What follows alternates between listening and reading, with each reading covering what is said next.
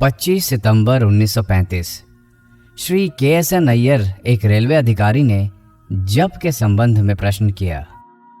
महर्षि ने जवाब दिया, उच्चारण और तब स्मरण एवं बाद में ध्यान क्रमानुसार अवस्थाएं हैं जिनकी अंततो गत्वा अनैच्छिक एवं सतत जाप में समाप्ति होती है। उस प्रकार का जप करता आत्मा है। सब प्रकारों के जपों में मैं कौन हूं सर्वश्रेष्ठ है। 27 सितंबर 1935।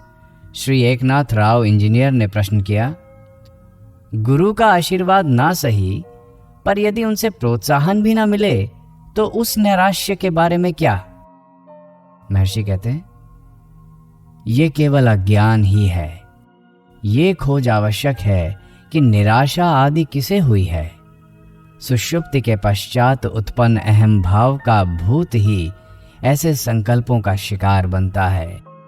गाढ़ी निद्रा में उस व्यक्ति को ये सब व्यथित नहीं करता था। अब जागृत अवस्था में इससे कौन दुखी हुआ? सुषुप्ति की अवस्था ही सहज अवस्था के समान है। उसको यहीं खोजना एवं जानना होगा। भक्त पूछता है, परंतु बिना प्रोत्साहन के उत्साह नहीं होता।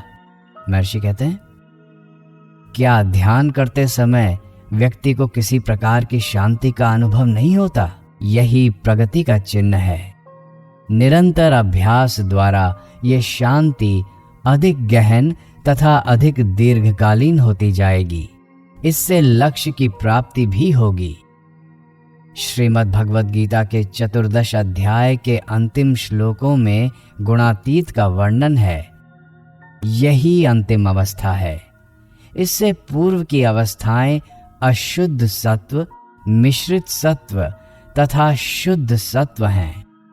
इनमें से जब राजस एवं तामस दबा देते हैं तब अशुद्ध सत्व है। मिश्रित सत्व अवस्था में सत्व यदा कदा प्रकाशित होता रहता है तथा शुद्ध सत्व राजस तथा तामस को दबा देता है। इस क्रमानुगत अवस्थाओं के बाद गुणातीत अवस्था का प्रादुर्भाव होता है। इंजीनियर श्री फ्राइडमैन अपने एक पत्र में लिखते हैं, महर्षि सदा ही मेरे साथ हैं, चाहे मैं उनका स्मरण करूं अथवा मैं उनका स्मरण ना करूं, अन्यथा मैं कैसे जीवित हूं। श्री ग्रांट डफ, जो इसके पूर्व किसी विदेशी दूतावास में थे, लिखते हैं, महर्षि को मेरा सादर प्रणाम कहें। वे मेरे विचारों में मेरे प्रश्नों के उत्तर के रूप में ही नहीं अपितु उपस्थिति के रूप में भी प्रतीत होते हैं। 29 सितंबर 1935। श्री KSN अय्यर ने कहा कि मेरी समझ में नहीं आता है कि आध्यात्मिक जीवन तथा सांसारिक कार्यकलापों में कैसे सामंजस्य स्थापित हो सकता है। महर्षि ने उत्तर में योग वशिष्ठ के कुछ श्लोक सुनाए। मूल ग्रंथ में लाखों शब्द बताए जाते हैं, जिनमें से अब मूल संस्कृत में केवल 32,000 श्लोक मिलते हैं। इनका भी 6,000 श्लोकों में संक्षिप्तीकरण कर लिया गया है, जिसे लघु वशिष्ठ कहते हैं। भक्त पूछता है, मन को उस पर एकाग्र किए बिना कार्य संतोषजनक रूप से संपादित नहीं किए जा सकते। ये कैसे हो कि मन आध्यात्मिकता में स्थिर रहे और साथ में कार्य भी होता रहे? महर्षि कहते हैं, मन जागृत अवस्था में प्रतीत होता है, जो केवल आत्मा का प्रक्षेप मात्र है। गाढ़ी निद्रा में तुम नहीं कहते कि तुम किसके पुत्र आदि हो। जैसे ही तुम जागृत होते हो, तुम कहते हो कि तुम अमुक हो तथा अमुक एवं जगत को मान्यता देते हो और इसी प्रकार अन्य बातें कहने लगते हो। जगत लोक मात्र है। लोकः लोक्यते इति लोकः। जिसकी अनुभूति हो वही लोक अर्थात जगत है। कौन सा चक्षु इसे देखता है? वह चक्षु अहंकार है, जो समय समय पर उदय होकर लुप्त होता रहता है, पर तुम स्वयं सदैव ही रहते हो। अतः जो अहंकार के परे है वही चैतन्य आत्मा है। मन गाढ़ी निद्रा में विलीन होता है, नष्ट नहीं होता। जो विलीन होता है वही पुनः उदय होता है। ये ध्यान में भी संभव है। किंतु यदि मन को नष्ट कर दिया जाए तो वह पुनः उदय नहीं होगा। योगी का लक्ष्य मन को समाप्त करना आवश्यक है, लय करना नहीं। ध्यान की शांति में मन लय हो जाता है, किंतु ये पर्याप्त नहीं है। मन को अन्य पूरक साधनाओं द्वारा नष्ट करना होगा। कुछ व्यक्ति साधारण संकल्प लेकर समाधि में गए और दीर्घ काल के उपरांत भी पुनः उसी विचार की धुन में जागृति में आए। इस अवधि में संसार में अनेक पीढ़ियां व्यतीत हो चुकी थीं। ऐसे योगी ने अपने मन को नष्ट नहीं किया था। मन को नष्ट करना उसे आत्मा से किंचित भी पृथक न मानना है। इस क्षण भी मन नहीं है, इस सत्य को जान लो। यदि दैनिक कार्यकलापों में नहीं तो फिर कैसे इस सत्य को जानोगे? ये स्वतः ही होते रहते हैं। यह जान लो कि इनका प्रेरक मन यथार्थ नहीं है, बल्कि काल्पनिक है जो आत्मा से उत्पन्न होता है। इसी प्रकार मन नष्ट किया जा सकता है। मसूला के एक व्यक्ति ने जिज्ञासा की, आत्मा की अनुभूति कैसे करें? महर्षि ने जवाब दिया, प्रत्येक व्यक्ति अपने जीवन के प्रत्येक क्षण में आत्मा का अनुभव कर रहा है। भक्त, परंतु जैसी आकांक्षा है उस प्रकार आत्मा का अनुभव नहीं हो रहा है। महर्षि, हाँ, वर्तमान अनुभव विपरीत है, वास्तविकता से भिन्न। जो नहीं है उसे भ्रमवश जो है उससे युक्त कर लिया जाता है। भक्त, आत्मा को कैसे जाने? महर्षि कहते हैं, आत्मा की आंतर में खोज नहीं होती, खोज अनात्मा की ही हो सकती है। केवल अनात्मा का ही लोप हो सकता है। आत्मा सदैव स्वयं प्रत्यक्ष होने से स्वयं अपने आप में प्रकाशित होगी। आत्मा को अनेक नामों से कहा जाता है, आत्मा, ईश्वर, कुंडलिनी मंत्र आदि। इनमें से किसी को भी अपना लो और आत्मा व्यक्त हो जाएगी। आत्मा से भिन्न ईश्वर नहीं है। इस समय कुंडलिनी मन के रूप में प्रकट हो रही है। मन के मूल को खोजने पर कुंडलिनी प्रकट होती है। मंत्र के जप से अन्य विचारों का लोप होकर मंत्र पर ध्यान केंद्रित होता है। अंततः मंत्र आत्मा में विलय होकर आत्मरूप प्रकाशित होता है। भक्त, आत्मज्ञान हेतु गुरु की आवश्यकता कब तक रहती है? महर्षि कहते हैं, जब तक लघु हल्का है तब तक गुरु भारी की आवश्यकता रहती है। लघु का कारण है स्वयं आरोपित किंतु भ्रम से अपने आप आत्मा को सीमित मानना। ईश्वर आराधना के फलस्वरूप उनसे दृढ़ भक्ति प्राप्त होती है, जिससे समर्पण होता है। भक्त के समर्पण के फलस्वरूप ईश्वरीय कृपा गुरु के रूप में व्यक्त होती है। गुरु जो वास्तव में ईश्वर ही है, भक्त का मार्गदर्शन कर बताता है कि ईश्वर तुम में है और वो आत्मा है। इससे मन अंतर्मुख हो अंततः साक्षात्कार करता है। आत्मानुभव करने की अवस्था तक साधन की आवश्यकता है। तब आत्मा का स्वतः प्रकाशित होना आवश्यक है, अन्यथा आनंद पूर्ण नहीं होगा। इस सहज अवस्था की प्राप्ति तक कुछ न कुछ प्रयास आवश्यक है। भक्त, इन प्रयासों से हमारी सांसारिक जीवन की संगति नहीं बैठती। महर्षि, तुम क्यों विचार करते हो कि तुम क्रियाशील हो? तुम्हारे यहां आने का पूरा उदाहरण लें। तुम घर से बैलगाड़ी में चले, रेल में बैठे, यहां रेलवे स्टेशन पर उतरे, वहां बैलगाड़ी में बैठे और स्वयं को इस आश्रम में पाया। किसी के पूछने पर तुम कहते हो कि तुम अपने शहर से पूरा मार्ग चलकर यहां आए हो। क्या ये सत्य है? क्या वास्तविकता ये नहीं कि तुम जैसे थे वैसे ही रहे और समस्त मार्ग वाहन ही चेष्टा करते रहे?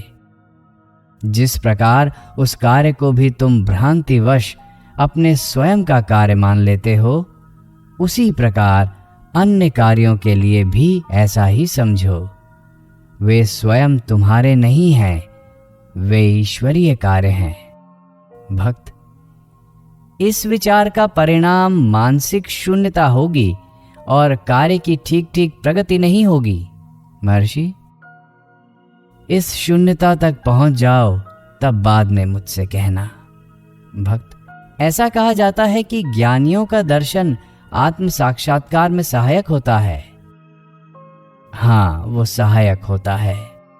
क्या आपके पास मेरी वर्तमान यात्रा मुझे वो प्राप्त नहीं कराएगी? क्या प्राप्त करना है? किसको? विचार करो, अनुसंधान करो।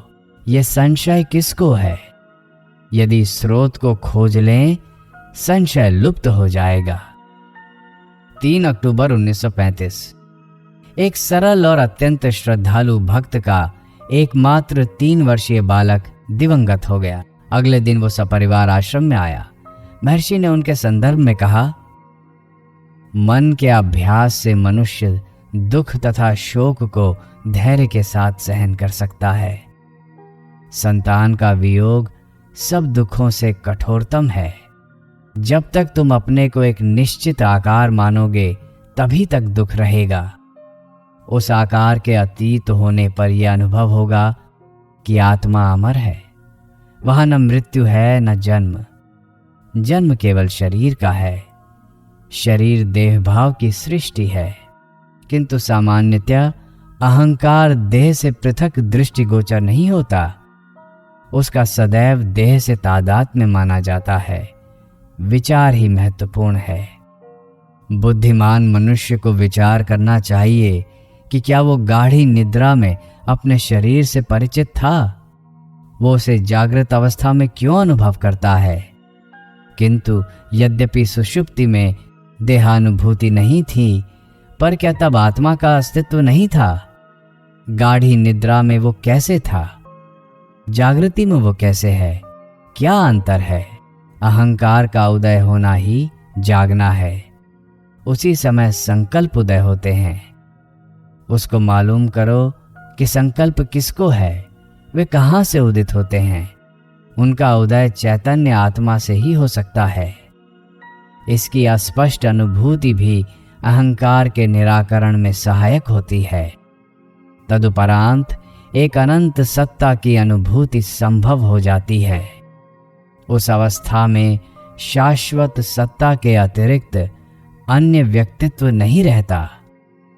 तब वहां न मृत्यु का विचार है न शोक का। यदि मनुष्य ये मानता है कि उसका जन्म हुआ है, तो वो मृत्यु के भय को टाल नहीं सकता। उसे ये मालूम करना है कि क्या उसका जन्म हुआ है अथवा क्या आत्मा का जन्म होता है। उसे ये ज्ञात होगा कि आत्मा सदैव ही रहती है। जन्म लेने वाला शरीर संकल्पों में परिवर्तित हो जाता है तथा संकल्प का उदय ही सारे अनिष्ट की जड़ है। ये मालूम करो कि संकल्प कहाँ से उदय होते हैं। तभी तुम सदैव सत्तावान अंतस्थ आत्मा में रमण करोगे तथा जन्म की कल्पना एवं मृत्यु के भय से मुक्त हो जाओगे। एक भक्त ने पूछा, ये कैसे किया जाए? संकल्प असंख्य पूर्व जन्मों की संचित वासनाएं मात्र ही हैं। उन वासनाओं का क्षय करना ही लक्ष्य है।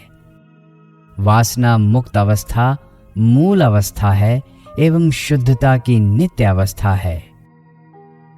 भक्त कहता है, यह अभी स्पष्ट नहीं हुआ। सबको नित्य आत्मा का भान है।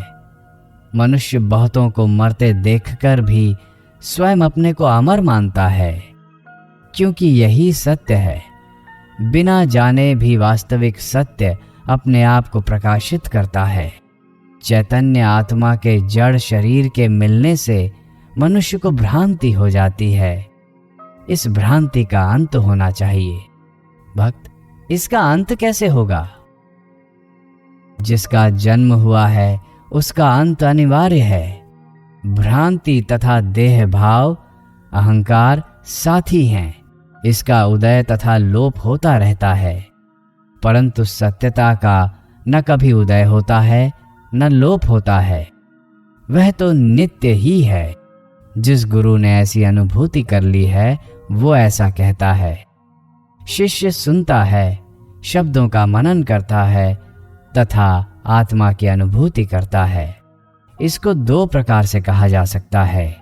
नित्य सिद्ध आत्मा की अनुभूति के लिए किसी प्रयास की आवश्यकता नहीं है, अनुभूति वहां पहले से ही है, केवल भ्रांति को हटाना है।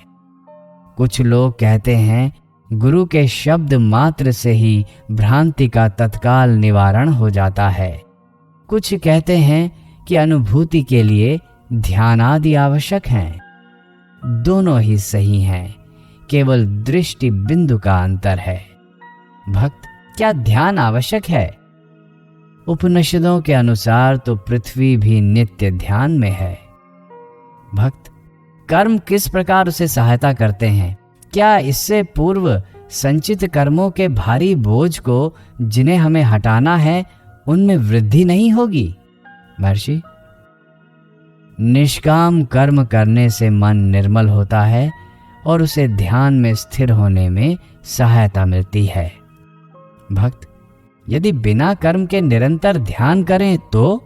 महर्षि, प्रयास करो और देखो, वासनाएं तुम्हें ये नहीं करने देंगी। गुरु कृपा से वासनाएं धीरे धीरे क्षीण होकर क्रमशः ही ध्यान सुलभ होता है। 15 अक्टूबर 1935। डॉक्टर बर्नार्ड वे अमेरिका के एक रसायन शास्त्री हैं जो पिछले 20 वर्ष से वेदांत में रुचि ले रहे हैं। अब भारत आने पर महर्षि के दर्शनार्थ आए। उन्होंने प्रश्न किया, अभ्यास कैसे किया जाए? मैं प्रकाश की खोज में हूं। महर्षि ने पूछा, अब तक उनका क्या अभ्यास था? यात्री ने कहा कि वे नासिका के अग्र भाग पर एकाग्र होते हैं, किंतु उनका मन भटकता था। महर्षि, क्या मन भी है? एक अन्य भक्त ने नम्रता से निवेदन किया, मन केवल संकल्पों का समूह है। महर्षि, संकल्प किसको आते हैं? यदि तुम मन के स्थान को जानने का प्रयास करोगे तो मन लुप्त हो जाएगा तथा केवल आत्मा रहती है। केवल अस्तित्व है तो एकाग्रता, अथवा अन्यथा नहीं हो सकती। भक्त पूछता है, ये समझना बहुत कठिन है। यदि कोई निश्चयात्मक बात कही जाए तो वो सरलता से समझी जा सकती है। जप, ध्यान आदि अधिक स्पष्ट हैं। महर्षि, मैं कौन हूं सर्वोत्तम जाप है। आत्मा से अधिक स्पष्ट क्या हो सकता है? प्रत्येक व्यक्ति को हर क्षण इसका अनुभव है। वो आत्मा को छोड़ बाहर की कोई वस्तु क्यों ग्रहण करे? प्रत्येक व्यक्ति को कुछ अज्ञात अन्य वस्तुओं की अपेक्षा ज्ञात आत्मा की खोज करने का प्रयास करना चाहिए। भक्त, आत्मा का ध्यान कहाँ करूं? मेरा आशय है शरीर के किस भाग में करूं? महर्षि, आत्मा अपने को व्यक्त करे, बस इतना ही आवश्यक है। एक भक्त ने नम्रतापूर्ण कहा, वक्ष के दाहिनी ओर हृदय है, यही आत्मा का स्थान है। अन्य भक्त ने कहा, आत्मानुभूति होने पर उस केंद्र में प्रकाश होता है। महर्षि कहते हैं, ऐसा ही है। भक्त, मन को जगत से किस प्रकार हटाएं? महर्षि जवाब देते हैं, क्या संसार है? मेरा आशय है, क्या आत्मा से परे? क्या जगत कहता है कि वो है? ये तो तुम हो जो कहते हो कि संसार है। उस आत्मा को मालूम करो जो ये कहता है। 16 अक्टूबर 1935। अनेक प्रकार की समाधियों में क्या अंतर है, इसके संबंध में प्रश्न पूछा गया। महर्षि ने जवाब दिया, जब इंद्रियों का अंधकार में विलय होता है तब वो गाढ़ी निद्रा है। जब इंद्रियों का प्रकाश में विलय होता है तब वो समाधि है। जिस प्रकार गाड़ी में सोता हुआ यात्री गाड़ी के चलने, रुकने तथा घोड़ों के खोले जाने पर भी उससे अनभिज्ञ रहता है, उसी प्रकार ज्ञानी जो सहज समाधि में है घटनाक्रम जागृति, स्वप्न तथा सुषुप्ति से अनभिज्ञ रहता है। इस उदाहरण में निद्रा घोड़ों के खुलने के समान है तथा समाधि घोड़ों के विश्राम के समान है। चूंकि इंद्रियां कर्म करने को उसी प्रकार प्रस्तुत रहती हैं जिस प्रकार की विश्राम के बाद घोड़े चलने को तत्पर रहते हैं। समाधि में सिर नीचे नहीं झुकता, चूंकि निष्क्रिय होते हुए भी इंद्रियां विद्यमान है, जबकि निद्रा में सिर नीचे झुक जाता है क्योंकि इंद्रियां अंधकार में विलीन हो जाती हैं। कैवल्य समाधि में क्रियाएं प्राणधारक एवं मानसिक, जागृति, स्वप्न तथा सुषुप्ति केवल विलीन होकर समाधि से अन्य अवस्था होते ही प्रकट हो जाती हैं। सहज समाधि में प्राणधारक तथा मानसिक क्रियाएं एवं तीनों अवस्थाएं पूर्णतः नष्ट हो जाती हैं और फिर कभी भी पुनः प्रकट नहीं होती। यद्यपि अन्य व्यक्ति ज्ञानी को खाता, बात करता, चलता देखकर उसे क्रियाशील मानते हैं, वो स्वयं इन क्रियाओं से अनभिज्ञ रहता है, जबकि अन्य व्यक्तियों को उसकी सक्रियता का भान है। ये क्रियाएं उसकी देह की हैं, उसके स्वरूप की नहीं। जहां तक उसका संबंध है, वो सोते हुए उस यात्री अथवा उस बालक के समान है जिसे गहन निद्रा में बाधा डालकर दुग्धपान करा दिया जाए, जिसका उसे भान नहीं है। अगले दिन बालक कहता है कि मैंने दूध बिल्कुल नहीं पिया तथा मैं बिना उसके सो गया था। स्मरण कराने पर भी उसे विश्वास नहीं कराया जा सकता। सहज समाधि भी ऐसा ही है। सुषुम्ना परालीन, यहाँ सुषुम्ना तपो मार्ग का निर्देश करती है तथा परानाड़ी ज्ञान मार्ग का निर्देश करती है। श्री ग्रांड डफ ने महर्षि से पूछा, क्या किसी नेवले का आपसे कुछ संबंध था? महर्षि ने कहा, हाँ, आर्द्र तथा जयंती के अवसर पर मैं पर्वत पर स्कंदाश्रम में निवास करता था। नगर से बहुत से यात्री पर्वत पर चढ़कर आ रहे थे। एक नेवला सामान्य आकार से बड़ा, सुनहरे रंग का, न किसी सामान्य नेवलों की तरह भूरे रंग का तथा जंगली नेवले की पूंछ के काले बिंदु से रहित जन समुदाय के मध्य निर्भय विचर रहा था। लोगों ने इसे भीड़ में से किसी यात्री का पालतू नेवला समझा। जानवर सीधा विरूपाक्ष गुफा के समीप झरने में स्नान करते पलानी स्वामी के निकट गया। उन्होंने नेवले को सहलाया तथा उसे प्यार से थपथपाया। नेवला उनके साथ गुफा तक गया, कंदरा के प्रत्येक कोनों तथा स्थानों का निरीक्षण किया। तदुपरांत जन समुदाय के साथ स्कंदाश्रम तक गया। मैंने उसे देखा। उसके आकर्षक रूप तथा उसकी निशंक चेष्टा से सभी चकित थे। नेवला मेरे पास आया, मेरी गोद में बैठ गया और फिर कुछ देर तक विश्राम करता रहा। फिर वो उठा और चारों ओर देखकर नीचे उतरने लगा। वो पूरे आश्रम का चक्कर लगाता रहा और मैं असावधान यात्री अथवा मोरों से उसको कदाचित हानि से बचाने हेतु साथ साथ चलता रहा। वहां के दो मोर उसे उत्सुकता के साथ देख रहे थे, किंतु नेवला एक जगह से दूसरी ओर अविचलित भाव से फिरता रहा तथा अंत में आश्रम की दक्षिण पूर्व चट्टानों में अदृश्य हो गया। 6 नवंबर 1935। महर्षि ने ईसाई मत का वास्तविक महत्व इस प्रकार समझाया। ईसा अहंकार है, सलीब देह है। जब अहंकार को सलीब पर चढ़ाया जाता है और वो नष्ट होता है, जो शेष रहता है वो पूर्ण ब्रह्म है और बाद में इस श्रेष्ठ जीवन को पुनर्जीवन कहते हैं। एक निष्ठावान अंग्रेज भक्त मेजर A.W. चैडविक ने प्रश्न किया, ईसा मसीह ने सलीब पर चढ़ाए जाते समय मेरे प्रभु क्यों पुकारा? संभवतः प्रभु के लिए उनकी ये पुकार उनके साथ ही 2 अन्य सलीब पर चढ़ाए जाने वाले चोरों के लिए थी। फिर ज्ञानी ने तो जीवित अवस्था में ही यहाँ और भी अधिक मुक्ति प्राप्त कर ली है। इसका कोई महत्व नहीं है कि वो कैसे, कहाँ और कब अपने शरीर का त्याग करता है।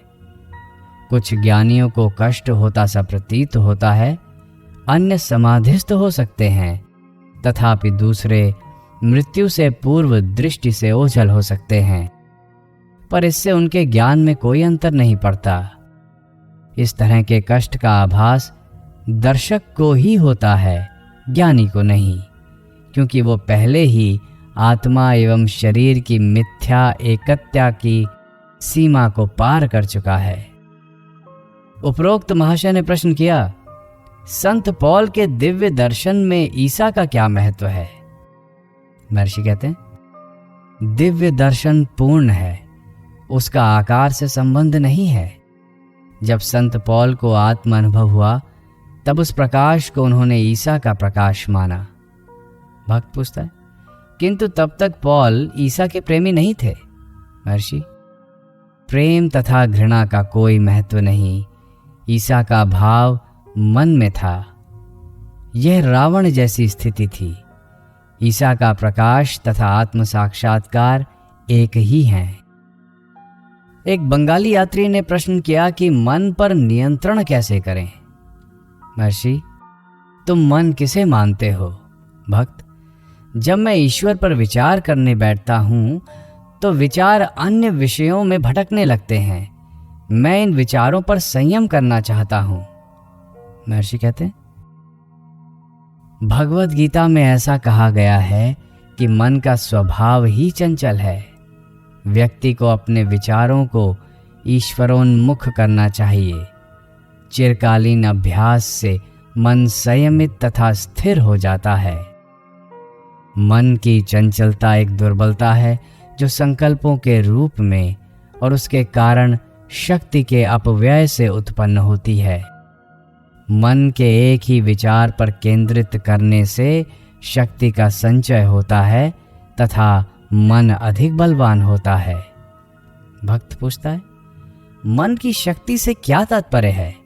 महर्षि, बिना किसी विक्षेप के एक ही विचार पर एकाग्र होने की योग्यता। भक्त, ये कैसे प्राप्त होती है? महर्षि, अभ्यास द्वारा। एक भक्त ईश्वर का ध्यान करता है, ज्ञान मार्ग का साधक आत्मा की खोज करता है। दोनों के लिए साधना एक सी कठिन है। भक्त, मन को आत्मा की खोज में संलग्न करने पर भी काफी समय तक संघर्ष करने के बाद मन व्यक्ति को धोखा देने लगता है। मन की इस दुष्टता की जानकारी व्यक्ति को बहुत बाद में होती है। महर्षि, ऐसा तो होगा ही। प्रारंभिक अवस्था में मन खोज में काफी समय तक रुक रुक कर तब लगता है, पर निरंतर अभ्यास से थोड़े समय के बाद ही फिर लगने लगेगा तथा अंततः कदापि भी चंचल नहीं होगा। तब अव्यक्त शक्ति व्यक्त होगी। सात्विक मन संकल्पों से रहित हो जाता है, जबकि राजसिक मन संकल्पों से भरा रहता है। सात्विक मन प्राणधारा में परिवर्तित हो जाता है। भक्त, क्या प्राणधारा का अनुभव करने से पहले ही मन को संकल्पों से दूर रखा जा सकता है? हाँ, धारा तो पूर्व से ही विद्यमान है। 7 नवंबर 1935 एक यात्री ने पूछा, ऐसा मत है कि स्थूल पदार्थों पर ही ध्यान का अभ्यास करना उचित है। मन के नष्ट करने का निरंतर अभ्यास घातक हो सकता है।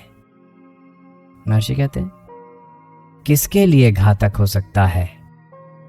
क्या आत्मा से परे भी कोई हनन हो सकता है? शाश्वत मैं असीमित समुद्र है। अहंकार मैं भाव इस पर एक बुलबुला मात्र है जिसे जीव कहते हैं, अर्थात जीवात्मा। बुलबुला भी जल ही है। जब वो फूटता है तब केवल समुद्र में मिल जाता है। बुलबुले के रूप में भी ये सागर का अंश ही है। उस सहज सत्य से अनभिज्ञ होने के कारण अनेक विवरण वाले असंख्य मार्गों, योग, भक्ति, कर्म आदि का प्रत्येक, फिर अनेक रूपांतरण सहित साधकों को बड़े कौशल एवं जटिल विस्तार से बताई जाती है, जो उनके मन को और भी अधिक मोहित एवं भ्रमित कर देती है। अनेक धर्म, पंथ तथा मत भी इसी प्रकार हैं। इन सब का उद्देश्य क्या है? केवल आत्मा को जानने के लिए। ये आत्मा के ज्ञान के साधन तथा अभ्यास हैं। इंद्रियानुभूत विषयों को प्रत्यक्ष ज्ञान कहा जाता है।